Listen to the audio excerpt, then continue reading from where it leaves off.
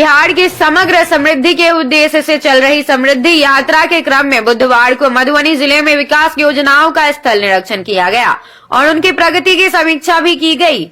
इस दौरान 298 करोड़ रुपए की लागत से 101 योजनाओं का शिलान्यास तथा 93 करोड़ रुपए की लागत से 294 योजनाओं का उद्घाटन किया गया। कार्यक्रम के तहत मिथिला हाट फेज 2 योजना का निरीक्षण किया गया। वहीं अररिया संग्राम में पंचायत सरकार भवन, तालाब और जीविका भवन का निरीक्षण व लोकार्पण भी किया गया।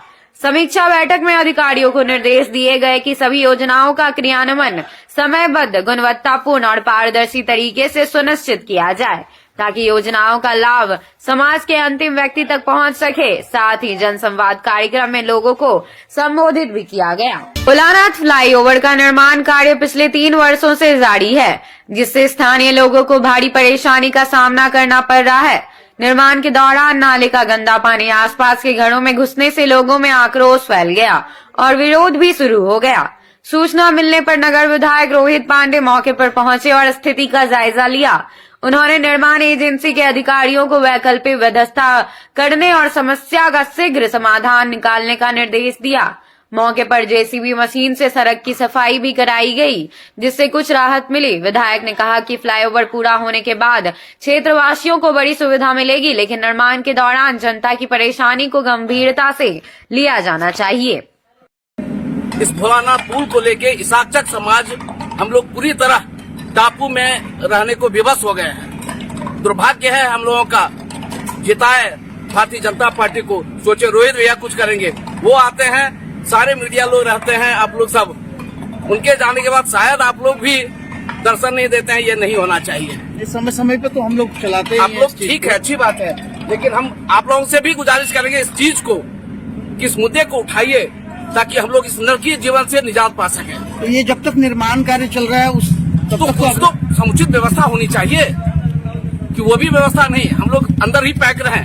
एक वैकल्पिक रास्ता भी है, कोई वैकल्पिक नहीं है। रेलवे का ट्रैक वहाँ आता है, हम लोग 2 घंटे तक वेट करते हैं। बच्चे का एजुकेशन नर्क बना हुआ है, हम लोग का व्यापार धंधा बंद पड़ा है। आखिर हम लोग करें तो करें क्या? क्या चाहते हैं आप? चाहते हैं इसका समुचित निदान हो और कोई एक वैकल्पिक व्यवस्था हम लोग को तत्काल दिया जाए। क्या नाम हो आपका? जन्मजय मिश्र, इसाकचक निवासी। कहना बहुत मुश्किल है। देखिए, स्थिति तो वास्तव में विषम है, लेकिन क्योंकि निर्माण कार्य चल रहा है और उस निर्माण कार्य में चलते हुए में भी बाकी भी नागरिक सुविधा का भी ध्यान देना है और निर्माण कार्य भी करना है।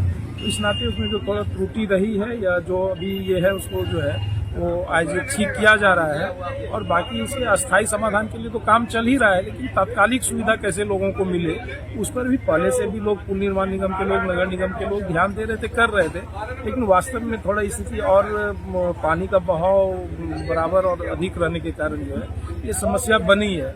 इसको आज से कल तक में इसका लोग समाधान करेंगे और जब तक ये नहीं बन के तैयार हो जाता है तब तक कैसे मोटरेबल हो जाए, लोगों को समस्या कम से कम हो। ये सारे दोनों जो पुल निर्माण के जो अधिकारी हैं और निगम के जो अधिकारी हैं, दोनों आपस में समन्वय बनाकर और इसको कैसे मोटरेबल करते हुए यहाँ के मतदाताओं को न्यूनतम जो है दिक्कत हो, ये इसका प्रयास करें। चलिए ठीक है, ये तो आने जाने की। पीरपैंती प्रखंड के प्यालापुर में झामू पोद्दार को किराना दुकान में शॉर्ट सर्किट से भीषण आग लग गई। आग की चपेट में दुकान के साथ गोदाम भी आ गया, जिससे लाखों रुपए का सामान जलकर राख हो गया। घटना की सूचना मिलते ही पीरपैंती विधायक मुरारी पासवान मौके पर पहुंचे और ग्रामीणों के साथ मिलकर आग बुझाने का प्रयास किया। फायर ब्रिगेड की टीम देर से पहुंची, तब तक स्थानीय लोगों ने काफी हद तक आग पर काबू पा लिया था। विधायक ने अधिकारियों से बात कर पीड़ित परिवार को हर संभव सरकारी सहायता दिलाने का आश्वासन दिया। बैंकों में सप्ताह में 5 दिन कार्य प्रणाली लागू करने की मांग को लेकर सोमवार को देश भर के बैंक कर्मचारियों ने 1 दिवसीय हड़ताल की। यह हड़ताल United forum of bank union के आह्वान पर आयोजित की गई। भागलपुर में एसबीआई, पीएनबी, ग्रामीण बैंक समेत सभी सरकारी तथा निजी बैंकों के कर्मचारी व अधिकारी कामकाज ठप कर धरना प्रदर्शन करते दिखे। प्रदर्शन के दौरान सरकार के खिलाफ नारेबाजी भी की गई। बैंक कर्मियों का कहना है कि अन्य वित्तीय संस्थानों में जहां 5 डे वर्क लागू है, वहीं बैंकों के साथ भेदभाव हो रहा है।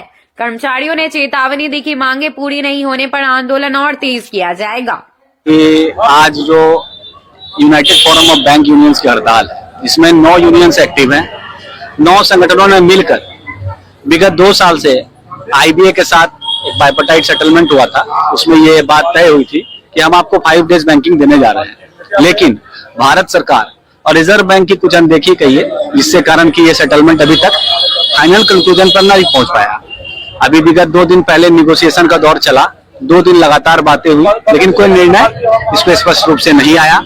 और आप देखिए, इंश्योरेंस सेक्टर हो, सेबी हो या रिजर्व बैंक हो, सारे लोग जो है 5 डेज को फॉलो करते हैं, लेकिन हम लोग इससे विमुख हैं। सरकार का भी कोई ध्यान नहीं है। आज इसी कारण केंद्रीय नेतृत्व के आह्वान पर हम लोग सारे लोग 9 एक्टिव संगठन जो है ज्वाइंट फोरम, यूनाइटेड फोरम के सब लोग बैठे हैं और सरकार से कह रहे हैं कि भाई हम लोगों को 5 डेज बैंकिंग अविलंब लागू कीजिए।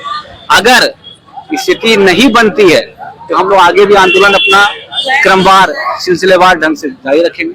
आप लोगों की तरफ से 40% एक्स्ट्रा भी काम करने को सहमति दी गई। बिल्कुल बिल्कुल, हाँ। इस पर भी देखिए, ये जो बाइपर्टाइट का जो सेटलमेंट था उसमें ये सारी बातें पर चर्चा हुई थी। ऐसे नहीं है कि IBA भी तैयार था और ज्वाइंट फोरम जो हम लोग का यूनाइटेड फोरम है वो भी तैयार है, लेकिन सरकार के पास जो मामला प्रतीक्षित है उसका समाधान अभी तक नहीं हो पाया। इससे कारण हम लोग आंदोलन पर विवश हैं और लगातार ये आंदोलन चलता ही रहेगा अगर स्थिति नहीं सुधरी तो।